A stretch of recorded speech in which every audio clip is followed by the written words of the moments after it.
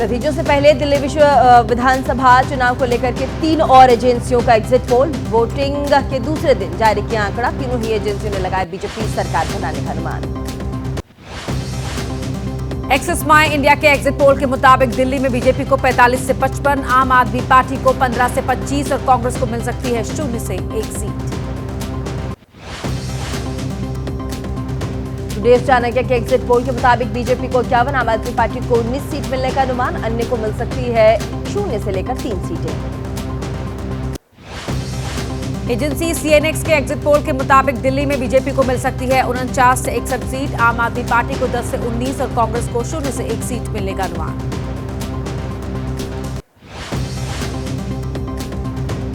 दिल्ली विधानसभा चुनाव को लेकर अब तक 14 एग्जिट पोल्स, 11 में बीजेपी की तो 2 में आम आदमी पार्टी की सरकार बनने का दावा। एक एग्जिट पोल में कांटे की टक्कर का अनुमान। दिल्ली विधानसभा चुनाव के लिए कल सुबह 8 बजे से शुरू होगी मतगणना। नई दिल्ली जिले के गोल मार्केट स्कूल में 6 विधानसभा सीटों की काउंटिंग। मतगणना केंद्र पर सुरक्षा के भारी इंतजाम। एग्जिट पोल पर बोले दिल्ली बीजेपी अध्यक्ष वीरेंद्र सचदेवा। उम्मीद है कि एग्जिट पोल सही साबित होंगे। दिल्ली की जनता ने व्यवस्था परिवर्तन के लिए दिया है वोट। बिहार बीजेपी अध्यक्ष दिलीप जायसवाल ने किया दावा। दिल्ली की जनता ने इस बार अरविंद केजरीवाल से छुटकारा पाने के लिए वोट दिया। दिल्ली में जीत रही है बीजेपी।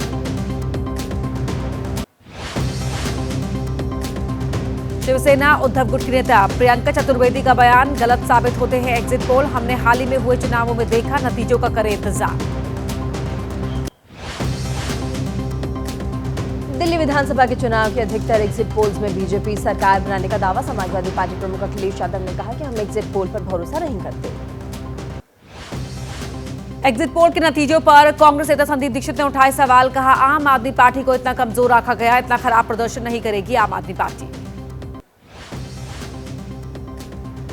एग्जिट पोल के नतीजों पर बोले मध्य प्रदेश के मुख्यमंत्री मोहन यादव। कहा दिल्ली में बनने जा रही भारतीय जनता पार्टी की सरकार। 8 फरवरी को दिल्ली में सत्ता में आएगी Bharatiya Janata party. Exit poll पर एसपी सांसद रामगोपाल यादव ने उठाए सवाल। कहा नतीजे कुछ भी हो सकते हैं, लेकिन एग्जिट पोल पर कभी नहीं रहा विश्वास। लोकसभा चुनाव में समाजवादी पार्टी को उत्तर प्रदेश में दे रहे थे 1 सीट। आम आदमी पार्टी के नेता संजय सिंह का भारतीय जनता पार्टी पर आरोप। एग्जिट पोल्स पर ध्यान नहीं दें, हार रही है बीजेपी। नतीजे घोषित होने से ठीक पहले 7 आम आदमी पार्टी के उम्मीदवारों पैसे की पेशकश की गई है। संजय सिंह ने कहा आम आदमी पार्टी के नेताओं को 15 करोड़ रुपए का लालच देकर तोड़ने की कोशिश। सिटिंग एमएलए के पास आ रही हैं अधिकतर फोन कॉल्स। 8 फरवरी से पहले ही बीजेपी ने मानी हार।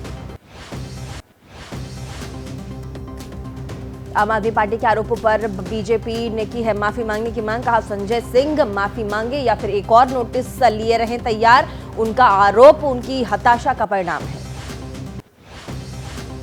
आम आदमी पार्टी और संजय सिंह पर बीजेपी सांसद प्रवीण खंडेलवाल का पलटवार। संजय सिंह को पता है चुनाव हार रहे हैं, इसीलिए लगा रहे हैं बेबुनियाद आरोप। आम आदमी पार्टी के नेता मुकेश अहलावत ने एक और स्क्रीनशॉट पोस्ट कर दावा किया है। कहा फोन कर मुझे मंत्री बनाने और 15 करोड़ रुपए देने का ऑफर किया, लेकिन मैं कभी नहीं छोड़ूंगा पार्टी। अरविंद केजरीवाल ने भी किया दावा। 2 घंटे में आम आदमी पार्टी के 16 उम्मीदवारों को आए फोन। सबको मंत्री बनाने और 15-15 करोड़ देने का ऑफर। हमारा एक भी आदमी नहीं टूटेगा। बीजेपी नेता शहनवाज हुसैन ने दिल्ली चुनाव को लेकर के बड़ा दावा किया है। हमारे पक्ष में रहेंगे नतीजे। आम आदमी पार्टी जा रही है और बीजेपी की सरकार आ रही है। एग्जिट पोल पर आतिशी का सवाल। अगर 50 से ज्यादा सीट आ रही हैं तो हमारे उम्मीदवारों को तोड़ने की कोशिश क्यों हो रही है? कांग्रेस नेता संदीप दीक्षित ने कहा कि बीजेपी ऑफर देती है, लेकिन कौन पैसे का ऑफर कर रहा है? आप ऐसी बात क्यों कर रहे हैं? समझ से बाहर। बीजेपी के राष्ट्रीय महासचिव तरुण चुग ने कहा दिल्ली की जनता ने पहले दिन से ही बना लिया था मन। केजरीवाल ने कहा कि कुछ एजेंसी दिखा रही है गाली गलौज। पार्टी को आ रही है 55 से ज्यादा सीटें। इतनी सीट आ रही है तो हमारे उम्मीदवारों को फोन करने की जरूरत क्या है? दक्षिणी दिल्ली से बीजेपी के सांसद रामवीर सिंह बिधूड़ी का बयान। दिल्ली में बीजेपी को मिलेंगी 50 सीट। बीजेपी नेता शाजिया आलमी ने पूछा, मुख्यमंत्री कैसे बनेंगे केजरीवाल, सुप्रीम कोर्ट ने लगा रखी है रोक। दिल्ली की हर सीट से फीडबैक ले रही है बीजेपी, मंडल और जिला अध्यक्षों से दिल्ली बीजेपी के अध्यक्ष की मीटिंग। दिल्ली में चांदनी चौक से कांग्रेस उम्मीदवार मुदित अग्रवाल ने नई दिल्ली से कांग्रेस उम्मीदवार संदीप दीक्षित पर बोला हमला। कहा, संदीप दीक्षित ने की है चांदनी चौक से आम आदमी पार्टी के उम्मीदवार की मदद। समाजवादी पार्टी के सांसद रामगोपाल यादव कांग्रेस पर बरसे दिल्ली विधानसभा चुनाव में, कांग्रेस के रवैये को लेकर उठाए सवाल। मिल्कीपुर चुनाव को लेकर के चुनाव आयोग को लेकर अखिलेश यादव ने घेरा। कहा, मैं चुनाव आयोग से नाराज नहीं, वहां के एसएसपी को लगातार दिए जा रहे निर्देश। अखिलेश यादव ने लगाया आरोप, मिल्कीपुर में चुनाव निष्पक्ष नहीं हुआ। आम आदमी पार्टी के सांसद संजय सिंह ने अखिलेश के बयान का समर्थन किया। कहा, दिल्ली में 2 मंत्रियों के घर से बने करीब 35 वोट, कोमा में गया चुनाव आयोग, अभी तक निकल पाया। बीजेपी सांसद संबित पात्रा का अखिलेश यादव पर आरोप। कहा, चुनाव आयोग के लिए किया कफन शब्द का इस्तेमाल, माफी मांगे अखिलेश यादव।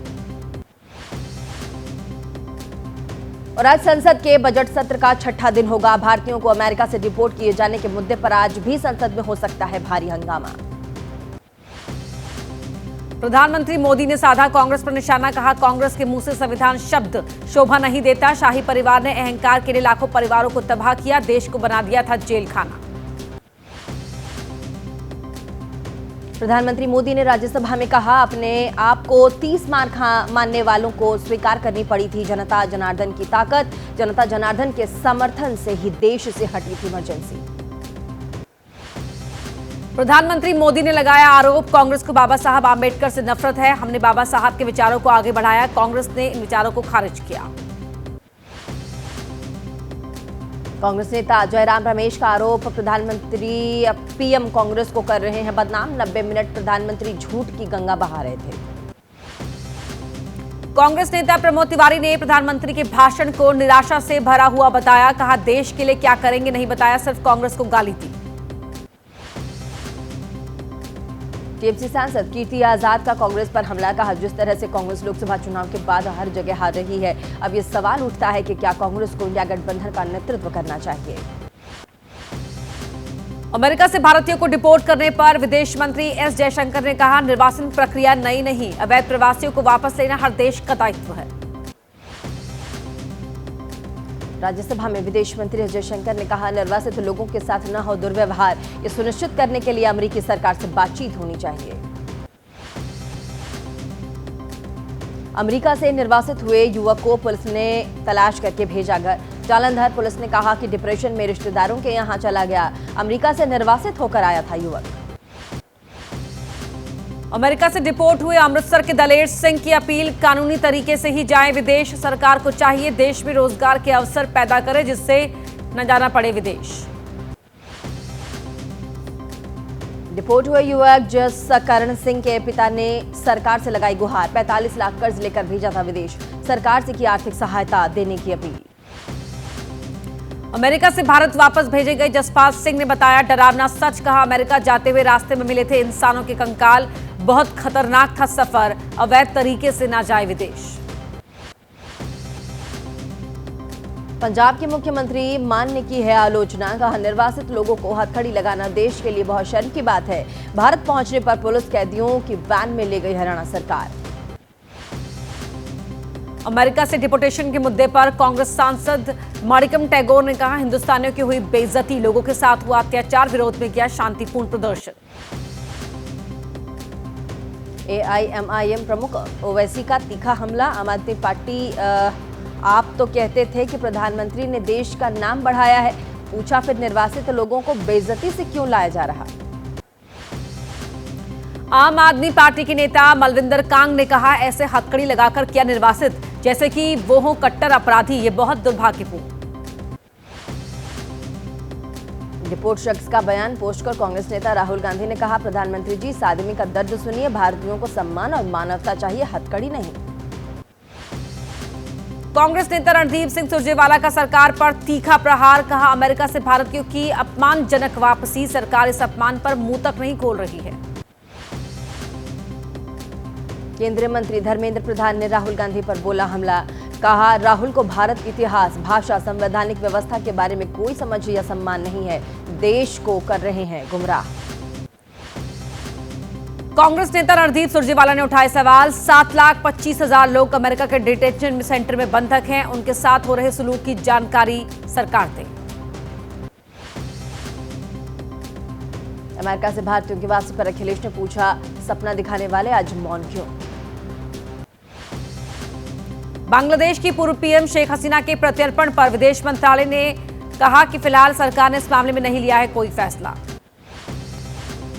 पाकिस्तान से आए 68 हिंदुओं के जत्थे ने महाकुंभ में अपने पूर्वजों की अस्थियों को किया विसर्जित, संगम में किया विसर्जित और लगाई आस्था की डुबकी।